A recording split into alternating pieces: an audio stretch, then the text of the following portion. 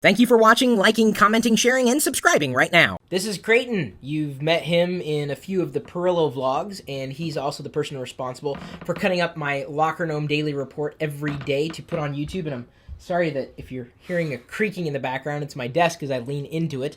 And Craighton recently got this, a Canon 5D Mark III, upgrading from which other Canon DSLR? Canon T2i. Oh, you had a T2i? Yes. So I have a T3i on the other side of the room, and we'll be doing a separate video on that. But how long ago? About a week?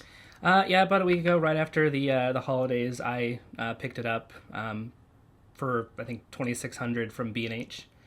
Wow. Okay, $2,600 for just the camera. body. Just the body. Oh, not including the lens not or the hood? Lens. Wow. No. So why? I'm passionate about photography. For the past 6-7 years, I've always been involved in photography somehow, and I started off with a regular film camera, developed film, and then I got my T2i, and I started taking more pictures, and I actually started selling pictures too. I use a service called 500 Pixels, or 500 PX, if you want to say, and people started selling my pictures, buying them, and I wanted to upgrade because I want to take, I guess, better photos, as you can say. I mean, it's not all about the camera, but I mean, a good camera does help convey good photos when trying to sell them online. So then, this has allowed you to take better photos. How? In many ways, it's a very big step up from the T2i in the level of performance of low light, in performance of features including better video recording, because I do videos as well. It's a full frame camera as well, which helps a lot with just overall picture quality.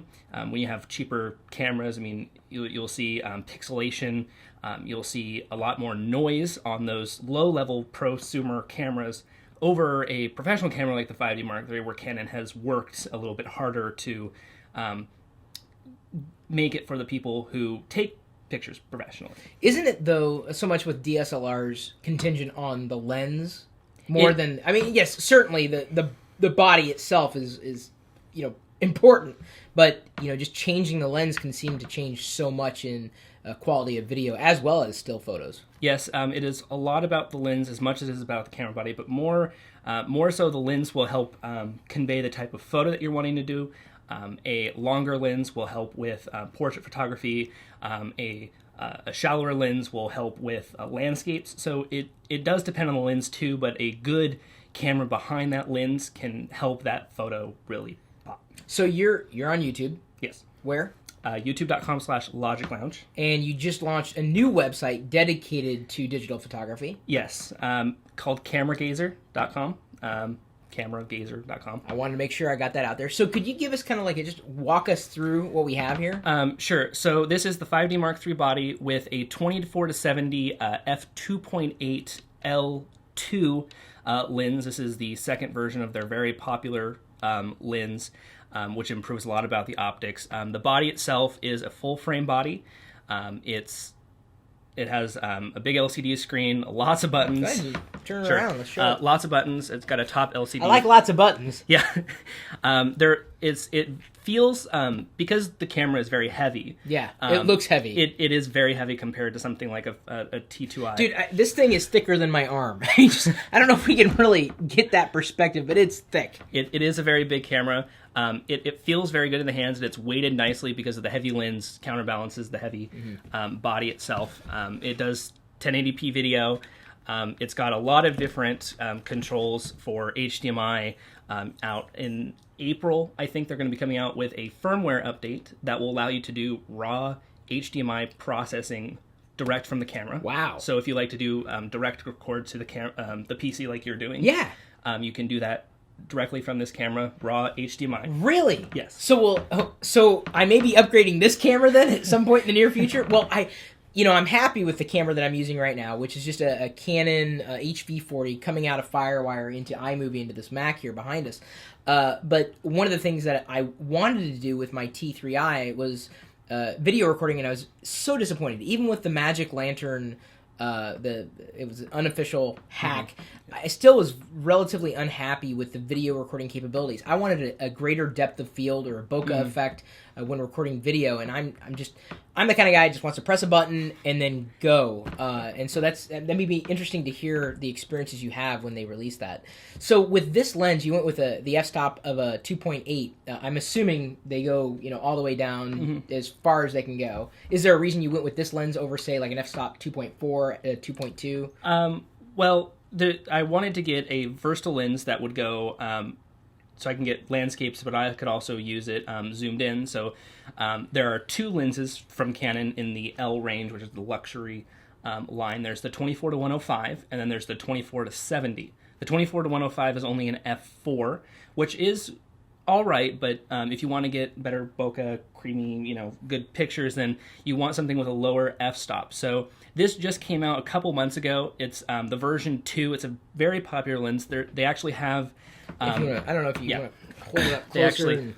They actually have an f4 version as well that has image stabilization. Oh, yeah. See, I'm a fan of that. Yeah. I decided to go over this lens over that because the added f-stop actually helps a little bit better. I can get faster shutter speed because the f4 is basically how closed off the aperture is and how much longer it takes. Right. So the 2.8 helps with offsetting the IS capabilities, and because I'm usually taking... IS being image stabilization? Image stabilization, right. Yes. So I decided to go for the 2.8 over the f4. They're about the same price, which is, I think, $2,200. My God. Yes. Okay, so this whole thing cost $2,400, or was $2,400 was just this? The whole camera costs about $4,000. My God. I've been saving up for 6 years. Okay, because it's taken me a long time. I cannot, and I know, serious photographers, and that's the thing, if you are making money with what you do, it makes sense to have equipment that can bolster your ability to make more money. So it doesn't shock me as much as, how the hell could I make that much in exchange for buying equipment, and would it be that much, better? And I think that's where a lot of prosumers lie. I've had the T2i for a bit, and we're going to record a separate video about this versus the T2i specifically. I'm even looking to sell it because I don't use it as much as I thought I would, because it just did not match the features of what I was looking for, either in a DSLR or specifically with video recording, which is what I do most of the stuff online with. Video. Yeah. So, are you happy with it?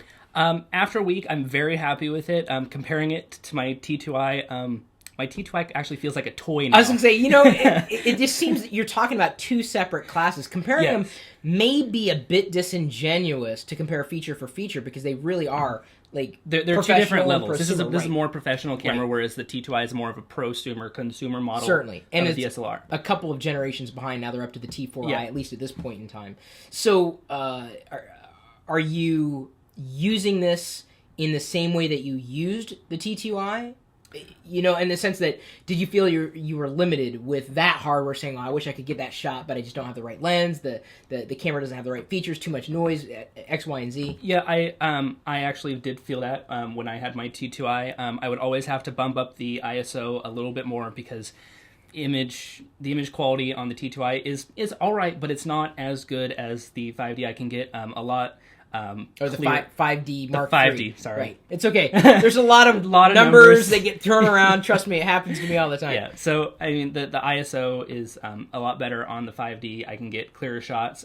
With the same ISO levels? With the same ISO levels, Sorry, even I'm thinking lower. ISO like Tron Legacy. Yes. She's an ISO. All right, yes. So you found that even producing side-by-side, this is certainly then not just the price has been justified, but you're producing better quality images with this camera, just on a hand, not just on a tripod, but just holding onto it. Yes, that's really, I think, something that a lot of people would want to consider when they're considering a product like this. But you've been happy. Is this your first professional camera? It is my first full-on professional full-frame camera. What brought you to this over, say, anything else from Canon or any other competitor? I was already invested in Canon. I had their film cameras, and then I stepped up to their digital cameras as well.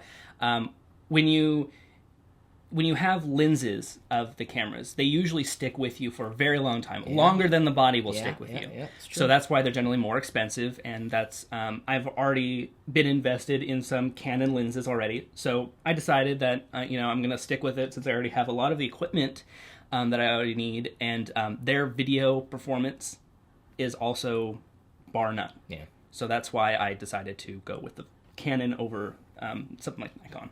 All right. Well, I didn't want to start a holy war, which I'm sure is going to happen. So there you go. Generally positive feelings for the Canon 5D Mark III.